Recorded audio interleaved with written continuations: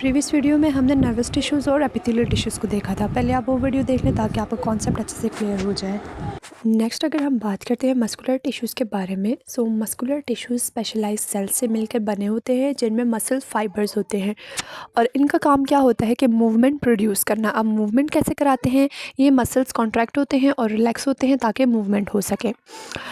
अब जितने भी इनके सेल्स होते हैं वो इलोंगेटेड होते हैं और एक्साइटेबल होते हैं। एक्साइटेबल मीन्स के वो उनमें मूवमेंट की एनर्जी होती है, ठीक है। अब इनमें कुछ कॉन्ट्रैक्टाइल प्रोटीन्स होती हैं जो कि मूवमेंट में हेल्प आउट करती हैं और उन कॉन्ट्रैक्टाइल प्रोटीन्स में जो मेन हैं that are actin and myosin. अब जितने भी ये सेल्स होते हैं उनमें ब्लड वेसल्स बहुत ज़्यादा होती है। देखिए, जब हम मूवमेंट करते हैं तो हमारी बॉडी को ज़्यादा एक्टिविटी चाहिए होती है, ज़्यादा एनर्जी की ज़रूरत होती है, ठीक है। सो इनमें ब्लड वेसल्स इसलिए भी ज़्यादा होती हैं ताकि वो एनर्जी नीड्स को मीट कर सकें। अगर हम बात करें इनके फंक्शन की, सो इनका जो मेन फंक्शन होता है वो पोस्चर को मेंटेन करते हैं और मूवमेंट में हेल्प आउट करते हैं। देखिए, हमारा तो सिर्फ स्केलेटन ही है ना, अगर स्केलेटन के ऊपर मसल्स ना हो, गोश्त वगैरह ना हो, सो वो फिर एक प्रॉपर शेप तो नहीं आएगी। सो इनका काम क्या है कि ये शेप को मेंटेन करते हैं। नेक्स्ट अगर हम बात करते हैं इनके फंक्शंस के बारे में, सो मेन फंक्शन वही है, मैंने आपको बताया कि ये मूवमेंट में हेल्प आउट कराते हैं डिफरेंट बॉडी पार्ट्स के। फॉर एग्जांपल आपका आर्म्स होगी, आपकी बाजू, आपकी टांगे या आपकी नेक होगी, जितने भी मूवमेंट है वो मस्कुलर टिश्यूज़ की वजह से हो रही होती है। इसके अलावा ये बॉडी पोजीशन और बॉडी पोस्चर मेंटेन करने में हेल्प आउट करते हैं और सब्सटेंसेस को मूव करते हैं विद इन द ऑर्गन्स। अब किस तरह से कि हमारी इंटेस्टाइन्स के अंदर जो मूवमेंट हो रही होती है वो किसके थ्रू हो रही होती है, मस्कुलर टिश्यूज़ की वजह से। और एक और इम्पॉर्टेंट फंक्शन का क्या है कि ये हीट प्रोड्यूस करते हैं। अब देखिए, जैसे भी मसल्स मूव करते हैं या हमारी बॉडी के अंदर, जब देखिए हमें ठंड लग रही होती है तो उस टाइम पे हम कांपना शुरू कर देते हैं और उस शिवरिंग की वजह से क्या होता है, मसल्स रैपिडली बहुत तेज़ तेज़ मूव करते हैं और उससे हीट प्रोड्यूस होती है। सो अगर हम बात करते हैं इनके टाइप्स की, सो मस्कुलर टिश्यूज़ बेसिकली 3 टाइप्स के होंगे। फर्स्ट वन आपके पास आ जाते हैं स्केलेटल मसल्स, दूसरा आपके पास आ जाते हैं कार्डियक मसल्स और तीसरे आपके पास आ जाते हैं स्मूथ मसल्स। अब वन बाय वन इनको डिस्कस कर लेते हैं। जो स्केलेटल मसल्स हैं वो बोन्स के साथ अटैच होते हैं और किस तरह से अटैच्ड होते हैं, टेंडन्स के थ्रू, ठीक है। अब बोन और मसल्स के दरमियान में एक चीज़ प्रेजेंट होती है जिसको हम टेंडन्स कहते हैं। अब इनका स्ट्रक्चर क्या होता है, लॉन्ग होते हैं, सिलेंड्रिकल होते हैं और इनके जो फाइबर्स होते हैं वो अनब्रांच्ड होते हैं, उनमें कोई भी ब्रांचिंग नहीं होती। ये स्ट्रिएटेड होते हैं। स्ट्रिएटेड मीन्स के इनकी बैंडेड अपीयरेंस होती है, ठीक है। अब इनके जितने भी सेल्स होते हैं वो सारे के सारे मल्टी न्यूक्लिएटेड होते हैं, मतलब जितने भी सेल्स होंगे उनमें एक से ज़्यादा न्यूक्लियस प्रेजेंट होते हैं। अब इनका कंट्रोल क्या है कि ये वॉलंटरी मसल्स होते हैं और जब हम कॉन्शियस होते हैं तो उस टाइम पे ये मूव कर रहे होते हैं, अनकॉन्शियस कंडीशन में ये मूव नहीं करते। अब फंक्शन की अगर बात करें तो जितने भी बॉडी पार्ट्स हैं उनकी मूवमेंट में हेल्प आउट करते हैं, पोस्चर को मेंटेन करते हैं और हीट प्रोड्यूस करते हैं। और अगर हम देख लें कि स्केलेटल मसल्स कहाँ कहाँ प्रेजेंट होते हैं, तो हमारे जो बाइसेप्स है, ट्राइसेप्स है, इसके अलावा जो हमारे मसल्स हैं, लेग्स के मसल्स हैं, जो जो हमारे फेस के मसल्स हैं और डायफ्रेम, यहाँ पर मस्कुलर टिश्यूज़ में जो सबसे मेन टाइप है स्केलेटल मसल्स वो प्रेजेंट होते हैं। नेक्स्ट अगर हम बात करते हैं स्केलेटल मसल्स की, कार्डियक मसल्स की, तो कार्डियक मसल्स हार्ट में प्रेजेंट होते हैं, ठीक है। और इन मसल्स को क्या कहते हैं, कार्डियक मसल्स, ठीक है, या हार्ट मसल्स। और जब ये वॉल पे प्रेजेंट होते हैं तो इनको मायोकार्डियम कह देते हैं। अगर हम स्ट्रक्चर की बात करें तो ये शॉर्ट होते हैं, सिलेंड्रिकल होते हैं और ब्रांच्ड होते हैं, ठीक है। ये भी स्ट्रिएटेड मसल्स होते हैं और जो नॉर्मली इनके अंदर न्यूक्लियस प्रेजेंट होता है, सिंगल न्यूक्लियस होता है, इट मीन्स के ये यूनी न्यूक्लिएटेड हैं। अगर हम बात करें कि इनका कंट्रोल क्या है, सो ये वॉलंटरी और इनवॉलंटरी दोनों तरह से एक्ट कर सकते हैं, लेकिन ज़्यादा जो है वो इनका एक्शन जो है, कंट्रोल जो है, that is involuntary. It means कि ये कॉन्शियस कंट्रोल के अंदर नहीं आता। हम चाहें ना चाहें कार्डियक मसल्स अपनी जो फंक्शंस हैं, अपनी जो उनका कंट्रोल है, जो उनका काम है वो उसको परफॉर्म करते रहते हैं। फंक्शंस की बात करें तो इनका जो मेन फंक्शंस है कि ये हार्ट की रिदमिक कॉन्ट्रैक्शन को कंटिन्यू रखते हैं और ब्लड को पंप करते हैं, ब्लड को सप्लाई करते हैं। अब जितने भी हमारे पास कार्डियक मसल्स हैं वो सिर्फ और सिर्फ हार्ट में प्रेजेंट होंगे, ठीक है। नेक्स्ट अगर हम बात करते हैं स्मूथ मसल्स की, तो जो स्मूथ मसल्स हैं, स्मूथ मसल्स जितने भी हमारे हॉलो ऑर्गन्स और वेसल्स हैं, ब्लड वेसल्स होगी आपके पास, हॉलो ऑर्गन्स में आ गया आपका डाइजेस्टिव सिस्टम आ गया, मेनली वहाँ पर ये प्रेजेंट होते हैं। स्ट्रक्चर की अगर हम बात करें तो ये स्पिंडल शेप्ड होते हैं और नॉन स्ट्रिएटेड होते हैं। इट मीन्स कि इनमें कोई भी बैंड्स प्रेजेंट नहीं होते, और ये भी यूनिन्यूक्लिएटेड होते हैं। इनमें भी सिंगल न्यूक्लियस प्रेजेंट होता है। और अगर हम बात करते हैं इनके कंट्रोल की, तो ये भी इनवॉलंटरी होते हैं। हम चाहें ना चाहें ये अपना काम परफॉर्म करते रहते हैं। फंक्शंस क्या है कि जितने भी हमारे ऑर्गन्स हैं उनके अंदर जो भी सब्सटेंस की मूवमेंट हो रही है उसमें हेल्प आउट करते हैं। फॉर एग्जांपल, अगर हमारी इंटेस्टाइन्स के अंदर फूड मूव कर रही है, हमारे यूरेटर के अंदर यूरिन मूव कर रहा है, या जितने भी ब्लड वेसल्स हैं उनके डायमीटर को रेगुलेट करता है और इंटरनल ऑर्गन्स की एक्टिविटी को मेंटेन रखता है। अब ये कहाँ कहाँ पे प्रेजेंट होते हैं? फॉर एग्जांपल, स्टमक में, इंटेस्टाइन्स में, ब्लड वेसल्स में, यूरिनरी ब्लैडर में और यूट्रस में। अब नीचे आप देख सकते हैं इनका कंपैरिजन। सो आपके सामने है chart. If you want to take the screenshot तो आप स्क्रीनशॉट ले लें। नेक्स्ट हम देखते हैं कनेक्टिंग टिश्यूज़ को। सो कनेक्टिंग टिश्यूज़ बेसिकली होते क्या हैं कि इनके दरमियान में या इनमें जो है वो बहुत ज़्यादा इंटरसेलुलर मैट्रिक्स या इंटरसेलुलर मटेरियल होता है और सेल्स बहुत ज़्यादा कम होते हैं। अब intercellular material as a glue या एज अ गम एक्ट करता है, जो कि इनको आपस में कनेक्ट करता है। ठीक है। अब इनका फंक्शन क्या है कि ये कनेक्शन प्रोवाइड करते हैं, सपोर्ट, और डिफरेंट टिश्यूज़ को प्रोटेक्ट करते हैं और डिफरेंट ऑर्गन्स को प्रोटेक्ट करते हैं। इनके जो सेल्स होते हैं वो बहुत ज़्यादा कम होते हैं और स्कैटर्ड होते हैं, मतलब बिखरे हुए होते हैं, और इनके दरमियान बहुत ज़्यादा इंटरसेलुलर मैट्रिक्स होता है। इनकी जो वॉल्स होती हैं या ये जितने भी सेल्स होते हैं वो वेल वेस्कुलराइज्ड होते हैं। ठीक है।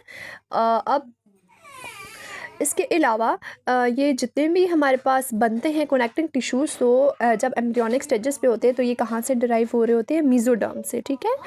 अब मेसोडर्म क्या है? वो हमारे पास 3 लेयर्स हैं, ectoderm, endoderm and mesoderm. So mesoderm जो है दैट इज़ मिडल लेयर, और मिडल लेयर से जो है वो कनेक्टिंग टिश्यूज़ डिराइव्ड होते हैं। अगर हम फंक्शंस की बात करें, सो फंक्शंस इनका क्या है कि ये कनेक्ट करते हैं और डिफरेंट बॉडी पार्ट्स को आपस में जोड़ते हैं।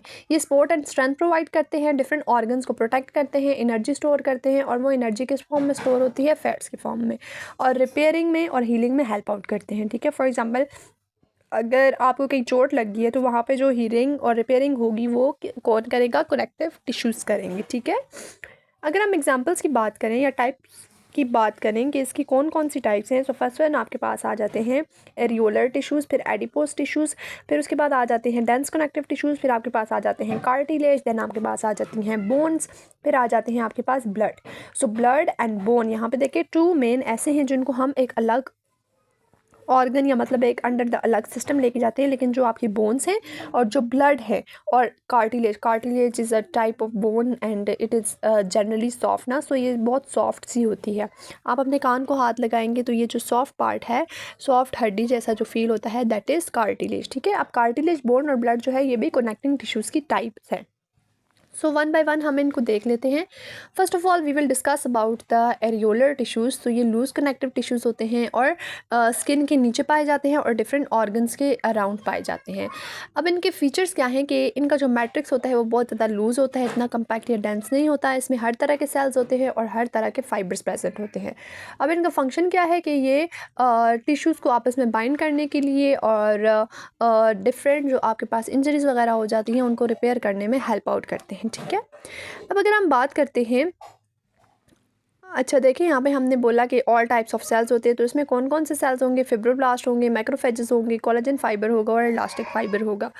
ठीक है। अब अगर हम बात करते हैं एडिपोज टिश्यूज़ की, सो एडिपोज टिश्यूज़ के जो सेल्स होते हैं वो फैट सेल्स होते हैं और ये स्किन के नीचे पाए जाते हैं, किडनीज़ के इर्द गिर्द पाए जाते हैं और हार्ट और एब्डोमेन वगैरह में पाए जाते हैं। ठीक है। अब हमारे इनके फीचर्स जो हैं उनको स्टडी करना है हमने कि इनके फीचर्स क्या क्या हैं। सो इनके जो सेल्स होते हैं that are called as adipocytes. Adipocytes होते हैं वो बेसिकली हमारे पास फैट सेल्स होते हैं जो कि फैट को स्टोर करते हैं, और इनका जो मैट्रिक्स होता है वो बहुत ज़्यादा कम होता है, और इनका फंक्शन क्या होता है कि ये फैट को स्टोर करते हैं, एनर्जी स्टोर करते हैं, इंसुलेशन में हेल्प आउट करते हैं और प्रोटेक्शन। बाकी चीज़ें तो हमें पता है कि फैट भी स्टोर करते हैं, एनर्जी स्टोरेज भी करते हैं, प्रोटेक्शन भी प्रोवाइड करते हैं। अब इंसुलेशन पे बात करते हैं। इंसुलेशन क्या होता है कि देखिए हमारा बॉडी का जो नॉर्मल टेम्परेचर है ना उसको मेंटेन करने में ये हेल्प आउट करते हैं। इंसुलेशन मीन्स के रेगुलेशन ऑफ बॉडी टेम्परेचर। ठीक है। नेक्स्ट अगर हम बात करें डेंस कनेक्टिव टिश्यूज़ की, सो डेंस कनेक्टिव टिश्यूज़ हमारे पास स्ट्रॉन्ग होते हैं और बहुत ज़्यादा टफ हार्ड सा स्ट्रक्चर होता है, इनके अंदर बहुत ज़्यादा फाइबर्स प्रेजेंट होते हैं। ठीक है, अब ये टेंडन्स में होते हैं और लिगामेंट्स में होते हैं। टेंडन्स मैंने आपको बताया था ना, जहाँ पे मसल्स और स्केलेटन आपस में जॉइन हो रहे होते हैं, that area is called as tendons, और टेंडन्स के थ्रू ही वो जॉइन होते हैं। ठीक है, आपस में मिलते हैं। फीचर्स क्या है कि इनमें बहुत ज़्यादा कोलेजन फाइबर्स होते हैं, सेल्स बहुत ज़्यादा कम होते हैं और ये बहुत ज़्यादा स्ट्रॉन्ग होते हैं। फंक्शन क्या है कि ये स्ट्रेंथ प्रोवाइड करती हैं, मसल्स को बोन के साथ कनेक्ट करते हैं, और जो लिगामेंट्स का काम है, लिगामेंट्स का काम क्या है कि वो बोन्स को बोन्स के साथ कनेक्ट करते हैं। नेक्स्ट अगर हम बात करते हैं कार्टिलेज के बारे में, तो ये सेमी रिजिड टिश्यू होता है, मतलब इतना ज़्यादा सख्त भी नहीं होता, इतना ज़्यादा सॉफ्ट भी नहीं होता। नोज़ में पाया जाता है, कान में पाया जाता है, ट्रेकिया में, और जितनी भी हमारे पास लॉन्ग बोन्स हैं, जितनी भी हमारे पास लंबी हड्डियाँ हैं, उनके एंड में पाया जाता है। हम कार्टिलेज की एग्जांपल्स देख लेते हैं। तो फर्स्ट वन आपके पास आ जाता है hyaline cartilage, second elastic cartilage, और थर्ड वन आपके पास आ जाता है फिब्रो कार्टिलेज। अगर हम इनके फीचर्स की बात करें, सो इनमें कॉन्ट्रोसाइट्स प्रेजेंट होते हैं। ठीक है, इसके अलावा इनका फर्म मैट्रिक्स होता है और ये एवेस्कुलर होते हैं। डायग्राम में आपको नज़र भी आ रहे होंगे कॉन्ट्रोसाइट्स। और अगर हम फंक्शन की बात करें, तो ये सपोर्ट प्रोवाइड करते हैं, फ्रिक्शन को रिड्यूस करते हैं और शॉक एब्जॉर्बर होते हैं। ठीक है, मतलब जितने भी आपको जर्क वगैरह झटके वगैरह लगते हैं, तो उस पर आपकी बोन्स डैमेज ना हो जाएं, उसको प्रोटेक्ट करते हैं और फ्रिक्शन को रिड्यूस करते हैं। फ्रिक्शन मीन्स के जो रगड़ सी पैदा हो जाती है और फिर मूवमेंट में डिफ़िकल्टी होती है। ठीक है, और नेक्स्ट अगर हम बात करते हैं बोन के बारे में, सो बोन्स आपके पास बहुत ज़्यादा हार्ड और रिजिड सा स्ट्रक्चर होता है। ठीक है, ये स्केलेटन्स बनाती हैं और इनमें ऑस्टियोसाइट्स प्रेजेंट होते हैं। इसके अलावा इनका मैट्रिक्स होता है वो बहुत ज़्यादा हार्ड होता है, और साथ ही साथ इनमें कैल्शियम और सॉल्ट्स भी प्रेजेंट होते हैं, और ये बहुत ज़्यादा वेस्कुलराइज्ड होते हैं। ठीक है, अब फंक्शन क्या है कि सपोर्ट एंड शेप प्रोवाइड करते हैं, प्रोटेक्शन प्रोवाइड करते हैं, मूवमेंट में हेल्प आउट करते हैं, मिनरल्स को स्टोर करते हैं, फॉर एग्जांपल कैल्शियम हो गया, मैग्नीशियम आइंस हो गए। इसके अलावा ब्लड सेल्स फॉर्मेशन में हेल्प आउट करते हैं। ठीक है, अब बोन ऑफ मैरो में बनते हैं ना ब्लड सेल्स, सो ये ब्लड सेल्स फॉर्मेशन में भी हेल्प आउट करते हैं। नेक्स्ट अगर हम बात करते हैं ब्लड की, तो ये लिक्विड सा होता है, लिक्विड कनेक्टिव टिश्यू होता है और ब्लड वेसल्स में सर्कुलेट करता है। अब इनमें क्या क्या प्रेजेंट होता है, प्लाज्मा जो कि मैट्रिक्स होता है, इसके अलावा red blood cells, white blood cells और प्लेटलेट्स प्रेजेंट होते हैं। अगर हम फंक्शन की बात करें, सो इनका फंक्शन क्या है कि ये ट्रांसपोर्ट में हेल्प आउट करते हैं, मतलब different gases, for example oxygen हो गया, कार्बन डाइऑक्साइड हो गया, न्यूट्रिएंट्स हो गए, जितना भी वेस्ट प्रोडक्ट है उसकी ट्रांसपोर्ट में हेल्प आउट करते हैं। इसके अलावा प्रोटेक्शन प्रोवाइड करते हैं डिफरेंट डिजीज़ के अगेंस्ट, जिसमें हमारे WBCs मतलब वाइट ब्लड सेल्स इन्वॉल्व हैं। इसके अलावा ब्लड क्लॉटिंग में हेल्प आउट करते हैं, जिसमें प्लेटलेट्स इन्वॉल्व हैं, और टेम्परेचर रेगुलेशन और pH रेगुलेशन में हेल्प आउट करते हैं। So this was all about the connecting tissues in animals and ये पूरी स्क्रीन आपके सामने, अगर आप स्क्रीनशॉट लेना चाहें तो ये एक फुल समरी आपके पास आ जाएगी।